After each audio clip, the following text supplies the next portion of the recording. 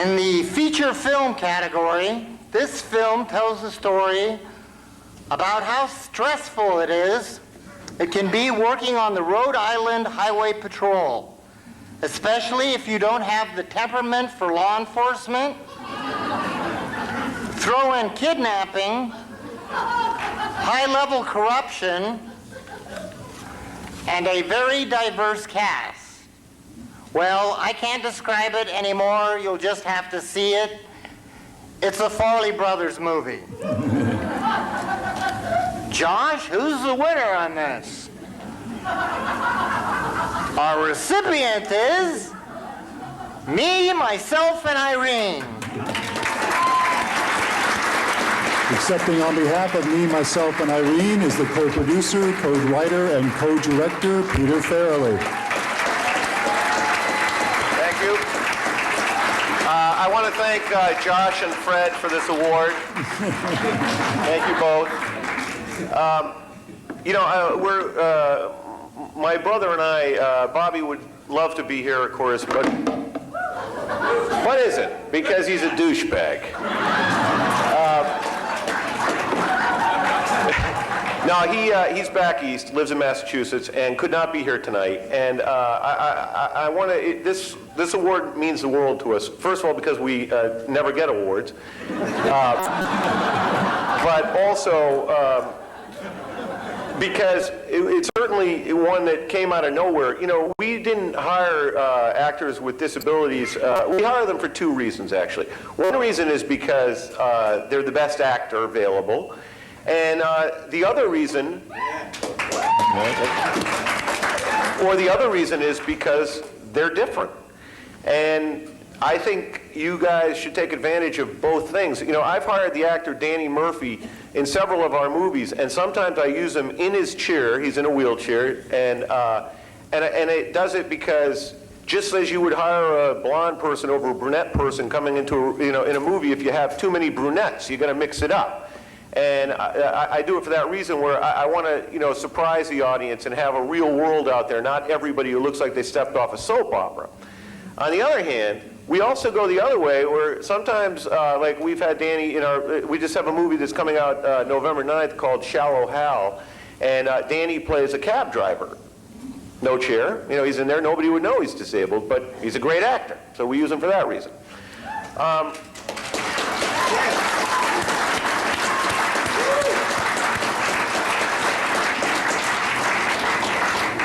Gail asked that I speak for a half hour, so get ready. No, I'm kidding. I'll be just a couple of minutes. I know everybody's like, come on, it's the last guy. Wrap it up. But I want to say something that I've been sitting over here thinking all night, and it occurred to me. You guys have a problem, and the problem is casting. It's about casting agents. When we're making a movie, we get to a point where, there's a million things to deal with. We write the script, we're directing it, we're casting, we're hiring all the crew members. There's a zillion things to do. And sometimes it just does not occur to us, hey, how about a guy with disability in that role? What happens is we have a casting agent, and he sends people in. We sit there for 2 weeks, and people come in, they come in, they come in. And he never sends anybody with a disability. He does not send anybody with a disability. They don't come in. And what happens to us, we've hired many...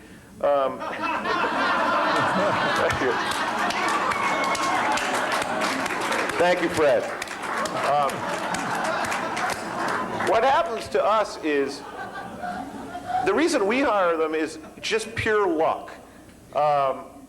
I'll be out and I'll see a play with somebody who's disabled in some way, or somebody else. Sometimes it happens literally on the set of a movie, where I'll be walking from my trailer to the set, and I'll see somebody who's disabled in one way or another, and I embrace that kind of a difference. Our movie has one look. I want a different look. It's like you're constantly. You don't want the same thing all the time. And if I could, make a real world out of our movie without drawing attention to the people's disabilities, then you're ahead of the game. The people buy it. When you go through a movie and there are no people with disabilities, that's not a real world.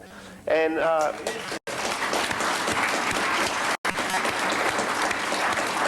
wrapping it up real fast. You know, there's an old joke, and half of you have probably heard of it, maybe 90% of you. And 17 years ago when I was in grad school, ironically, sitting next to Brett Lott, somebody just mentioned him here, which blew my mind. There was a thing that we did back in the 80s. It was a joke, and you've probably heard it. It's old, please excuse me if you have. But the joke was, it was like a riddle. They said, you know, a man and his son are driving down the highway, and they have a head-on collision. And one ambulance takes the father to one hospital and takes the son to another hospital. And when they take the son into his hospital, the doctor comes out and looks at him and says, "Oh my God, that's my son." And the question was, how can that be? And back then, people would scratch their heads for the longest time. Well, the answer is, of course, the doctor was a woman, his mother. But when you hear doctor, you think man. At least you used to, and I don't think so much anymore. Well, very rarely do you read a script that says, the boss enters the room, in parentheses, not in a wheelchair.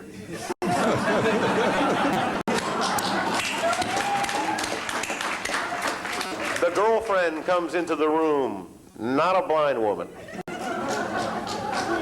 Yeah, these aren't mentioned, but people read them as Joe Average, and that's the tragedy here.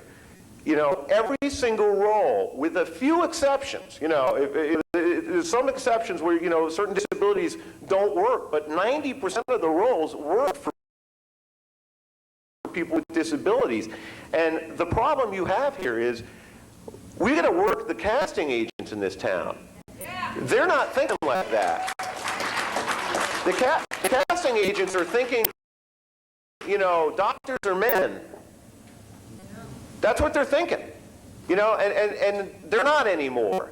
And everybody doesn't have to be one way. And I don't know how to go about it. You know, it kind of occurred to me just sitting here tonight, actually, but, you know, I know, I feel guilty that I haven't hired more people with disabilities, but honestly, you know, you're so busy, you have so much going on, that they run a bunch of people in front of you and you pick the best one, and it doesn't occur to you until sometime later, or if you get lucky and happen to have that person come in who has a disability, or you stumble upon it. But in our case, we've really sought them out, and they really come in through the casting agents.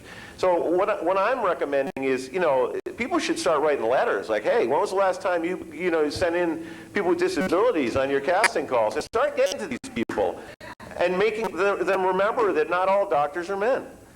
Thank you very much. Appreciate it.